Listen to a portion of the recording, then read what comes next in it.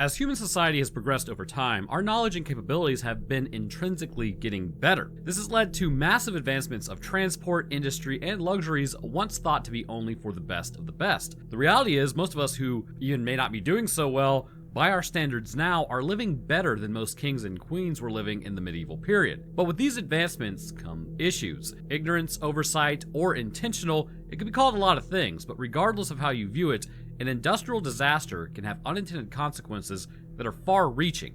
And when you begin to look at the details surrounding that accident, you begin to wonder how nobody ever saw this coming in the first place. So comes into focus the Ohio chemical disaster that might have far-reaching implications for everyone on the planet. Down in Ohio, things aren't doing so great. Industrial accidents involving hazardous chemicals have the potential to cause devastating consequences for human health, the environment, local communities if bad enough, and possibly the entire planet. One such incident that devastated the state of Ohio was the Ohio chemical disaster, a catastrophic event that resulted in significant loss of life and widespread environmental contamination that we are still struggling with as far as cleanup is concerned. What's worse is, this isn't just something that you can just completely get rid of either. Ohio, known for its industrial activity and chemical facilities, has long been at the forefront of the nation's manufacturing sector. With such a significant presence of chemical industries, it is essential to understand the framework and safety protocols in place to safeguard everyone involved, as well as the very environment that this industry exists within. Because if it's too toxic for humans, it's too toxic for industry. This disaster stands as a brutal reminder of the potential consequences when safety measures are compromised, management fails to actually, manage, and technical glitches occur, resulting in unprecedented release of dangerous chemicals whose side effects in humans can lead to things like liver cancers, as well as brain and lung cancers. So obviously it's not great. Ohio, as we all know, is located in the heart of the United States, and it has a prolific history of being involved and run by industry and progress. The state's favorable geographical location, abundant natural resources, and well-developed transportation infrastructure have attracted numerous industries, including chemical manufacturing. Ohio's chemical industry plays a vital role in the state's economy, as well as giving people a job in general, allowing for other areas of the country to thrive because these chemicals are not just being, made for funsies. We're not just creating things because of it. They're actually used in the creation of other materials that we use on a daily basis. These chemicals used in the industry of Ohio encompass a wide range of applications, from the production of basic chemicals to specialty chemicals used in various sectors such as agricultural, pharmaceuticals, and manufacturing. Chemical facilities in Ohio produce and handle a diverse array of substances, including toxic and hazardous chemicals that require careful management to prevent accidents and environmental contamination, like we just saw. Regulation of the chemical industry in Ohio is primarily governed by a combination of federal laws and state regulations, and in some cases, depending on where those chemicals will be transported, local ordinances have their hand in regulation of how it will travel through and be stored as well. You would think with this much oversight in the current era that a disaster of this proportion wouldn't be possible. But in the end, everyone involved is only human. Federal agencies like the Environmental Protection Agency, or EPA, the Occupational Safety and Health Administration, OSHA, establish overarching guidelines, while Ohio's Environmental Protection Agency, or OEPA, and Ohio Department of Health, ODH, are responsible for implementing and enforcing statewide regulations. But despite the presence of these rules and standard operations, as well as all the safety protocols in place meant to protect people, industrial accidents and chemical incidences are not entirely uncommon in Ohio for some reason. Over the years, there have been several incidents involving chemical spills, explosions, and fires that highlight the need for continuous vigilance and improvements in safety standards. Yet, what we're about to see is exactly not that. While most chemical facilities operate with the understanding that they essentially hold in their hands, it's like a thing that could potentially cause a lot of people to get sick if it gets out, or cause cancer rates to rise over time, and as such remain dedicated to operating safety, incidences can still occur due to a combination of technical failures, human errors, which is pretty par for the course, and unforeseen circumstances. Often these consequences of these accidents extend beyond just the immediate vicinity of this incident, affecting nearby communities and the environment as a whole. This disaster stands as one of the most catastrophic industrial accidents in the state's history, though. This incident involved a large-scale chemical release resulting in significant loss of life, with others being injured, and considering it was an environmental disaster, we have yet to see the full-scale consequences of it. As this investigation into this chemical disaster kind of continued to unfold, authorities and experts would seek to understand the consequences of events leading to the incident and identifying the underlying causes and contributing factors. Because if you aren't learning from something that caused this much damage, then odds are you're likely to do the same thing again. You know the old mantra of those who do not learn from History Channel are doomed to repeat History Channel.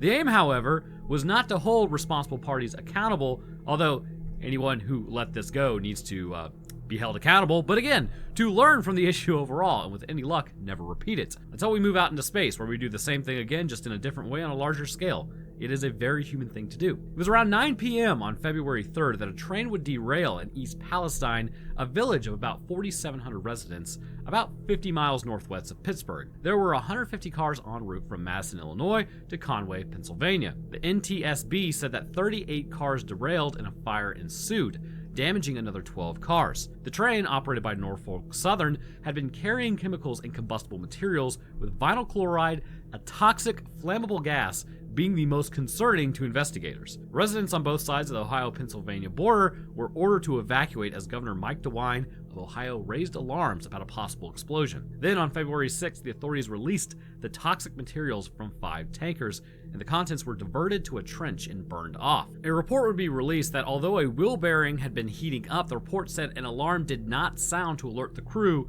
to check a hot axle until just before the train derailed. While specific details on this incident are subject to ongoing investigations and official reports, a general overview of sequence of events likely came down to this.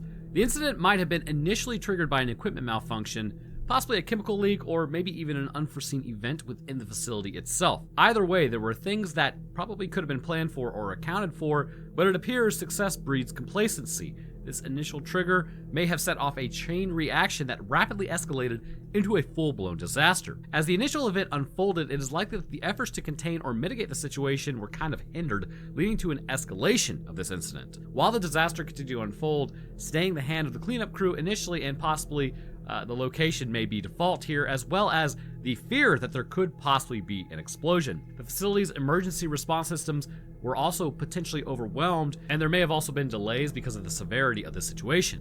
As we all know, the chemical release and the explosion was the most devastating aspect of this disaster, but will have far-reaching implications in the future, which we'll talk about here momentarily.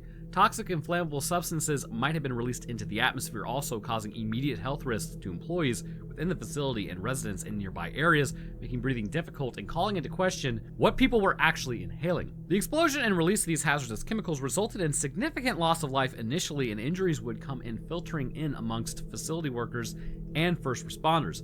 The toxic plume or chemical spill might have also led to the evacuation of nearby communities to protect them from exposure. And then as the dust settled and the chemicals fell out of the atmosphere, this likely resulted in widespread environmental contamination affecting air, water, and soil in the surrounding areas. And not only just at the surface, but as the chemicals seep deeper and deeper into the ground, it is becoming increasingly likely that groundwater may have also been contaminated. The long-term impact of such contamination could have severe consequences for ecosystems and the local community's health and livelihoods for generations. Then following the incident, state and federal authorities would launch, along with the facility's management, a thorough investigation to understand the incident's cause and identify areas for improvement. These investigations aim to hold responsible parties accountable and implement measures to prevent similar instances in the future. Now, there may be many causes and factors to have to be accounted for everyone involved. And the investigation into the incident revealed a combination of pretty much a lot of things, from technical failures to just humans screwing around and not checking what they need to check, to regulatory shortcomings that all culminated into this devastating yet likely preventable outcome. Understanding these causes and contributing factors is crucial to prevent similar issues in the future and enhance industrial safety practices. So what actually were the issues? Well, let's talk about those. The first major problem was a critical technical failure, such as a malfunctioning valve, pressure vessel, or potentially the storage tank itself. This might have initiated the chain of events leading to this disaster. The failure could have been due to inadequate maintenance, such as standard wear and tear, or even just maintenance that was not performed with enough time passing for equipment to accumulate defects. The chemical facility also appeared to lack robust safety systems, such as an automated shutoff valve, emergency pressure relief mechanisms, and even just lacked gas detection sensors, which, when working with chemicals, you might wonder yourself, how important are those when dealing with, explosive evaporating chemicals? Well, they're pretty friggin' important. Without the fail-safe mechanisms, the facility's ability to respond quickly to abnormal conditions was compromised, which caused a slower response to a growing problem. But I can hear you. How does that account for ignition? Well, the release of flammable chemicals combined with an ignition source such as sparks, open flames, which are said to be common enough to be known, could have triggered the explosion that amplified the severity of this disaster. And this all being chemical or equipment based removes kind of the human element, except for like maintaining viable equipment. Errors were made by workers operating the equipment or handling hazardous materials, and this may have actually also contributed to the incident.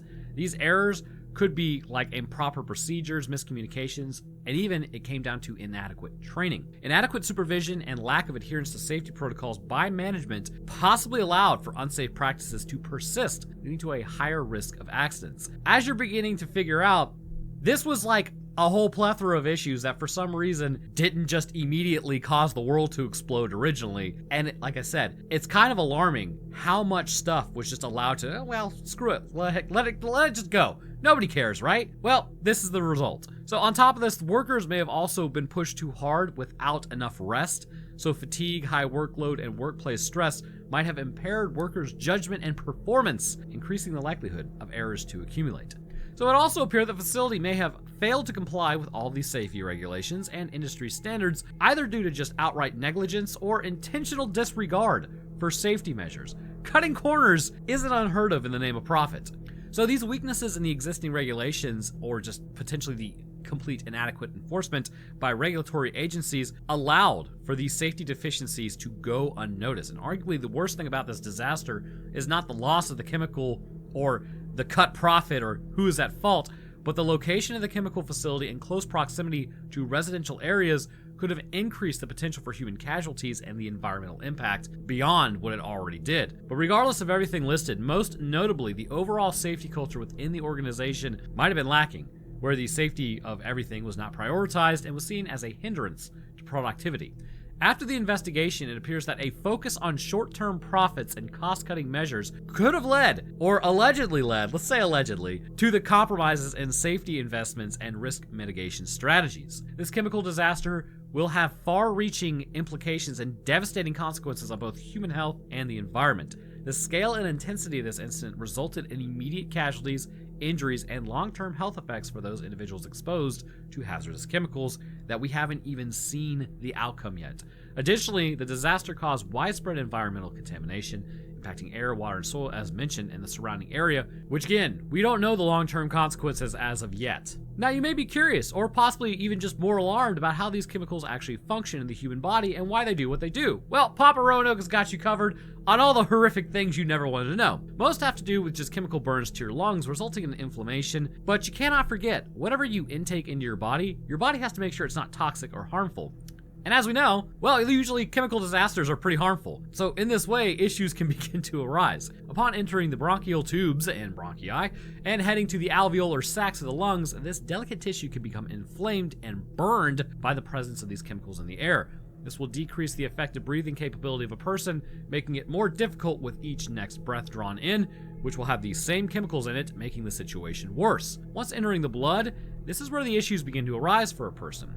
The blood will head to the liver, the brain, and it's in the lungs already, and this chemical will begin to build up in there, especially within the liver, as it's the liver's job to detox the body. That's right, detox stuff doesn't really work because the only thing that really detoxes you is your liver. As it builds up in the liver, this is where we begin to see problems. The hepatocytes of the liver will reduce the toxicity of the chemical, but in the process, it will also begin killing these cells. One of the issues going for Americans also is that our Western diet sucks. And it's known to actually make this issue worse. From here, surviving cells may be damaged, which in turn can lead to liver cancer to form. Plus, you also need to remember that the brain takes a lot of blood to run. And because of that, the chemical will actually diffuse through the blood-brain barrier and accumulate in the brain, also creating brain cancer. And because it was initially in the lungs at first, it can stay in the lungs, creating lung cancer. Basically, this crap is really bad. But now, one of the good things about this chemical, or at least one of the things that should put you at ease considering we are now in August, is that this chemical is destroyed by the sunlight that we experience every day in 9 to 11 days, meaning that by now, in the environment, any traces of it are more than likely already just completely gone. There's also a bacteria that eats vinyl chloride, but it becomes more alarming when you look at the groundwater. Because how is it supposed to get down there? Sunlight cannot reach the water to get rid of vinyl chloride, and bacteria may not actually travel that far into the soil, so this may be of some concern for those who use well water. Along with just the actual issue presented by the chemical and injuries, another outcome of this devastating disaster would be the people who experience the loss of a loved one, which in turn could lead to the traumatic aftermath, such as potential for the local population to have a higher than average diagnosable post-traumatic stress disorder. The issue could be even further, as in like a problem for everyone, even if you moved away from the area and you didn't actually imbibe this chemical.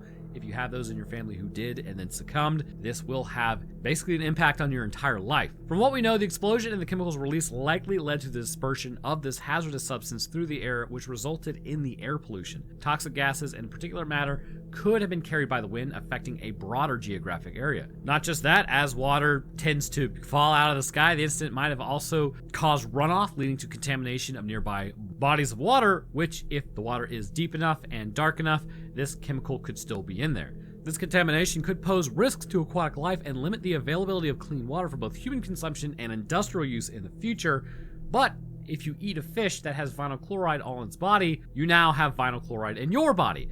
The chemicals released during this disaster may have also, again, infiltrated the soil, leading to soil contamination. Contaminated soil could adversely affect agriculture because it goes into the plants, posing risk for food safety and hindering ecosystem recovery. The incident may have also disrupted local ecosystems, causing harm to plant and animal species, as contaminated bodies of water just straight up kill fish and impact everything associated with the food web. And some hazardous chemicals might persist in the environment for an extended period of time because there were other chemicals in this issue. This disaster triggered a rapid and intensive emergency response from various agencies and organizations aiming to mitigate the immediate impacts of the incident and protect the safety of affected individuals and communities. The effectiveness of the emergency response played a critical role in hopefully minimizing the casualties, containing the spread of hazardous materials, and initiating measures for recovery and restoration. Local fire departments, emergency medical services such as EMS, and hazardous materials (hazmat) teams, and law enforcement agencies were among the first responders dispatched to the scene. Their prompt arrival and swift action were absolutely crucial in addressing this initial crisis. To protect nearby communities from potential exposure to toxic chemicals, evacuation measures were swiftly implemented. Residents within a certain radius of the chemical facility were instructed to evacuate to safer locations. The disaster serves as a stark reminder of the potential risks associated with industrial activities involving hazardous materials and emergency response planning. So what is to be learned about all of this? Well, the disaster highlighted the critical need for chemical facilities to implement robust safety protocols and maintain a strong safety culture, and not just ignore things for profit. Regular inspections, equipment maintenance, and adherence to best practices can significantly reduce the risk of accidents in the future. Effective emergency response and preparedness planning are essential to minimize the impact of such incidences, as well as regular drills, training exercises, and coordination between agencies, which can enhance this response. But the question from here becomes, what does the future look like concerning the probability of another disaster like this, and what sort of consequences will this impose on those who were immediately nearby or remain nearby, to potentially even those who are further down in the watershed? Will the contamination continue to spread, or will we see a rise in specific cancers in the future because of this? It seems to me it's entirely plausible. The Ohio chemical disaster was a tragic event that emphasized the need for continuous efforts to improve industrial safety, emergency response, and regulatory oversight. By learning from this incident and implementing the lessons learned and recommendations, stakeholders can work together to make sure they never screw up again this bad and basically cause a rise in cancer rates in the future because they wanted to make an extra $100. But anyhow, I want to thank you guys for watching. This was more of an informative video than anything else, but honestly, if there's true horror out there, it's certified real human activities that are usually the worst. If you enjoy this and would like to learn more about this stuff in the future in different disasters, let me know down in the comments, and I'll see what I can find. Otherwise, nobody's on the Roanoke Tales Patreon as of yet, so I'll just go ahead and end it here. I want to thank you guys for watching. I hope everyone enjoyed, and I will see y'all in the next one.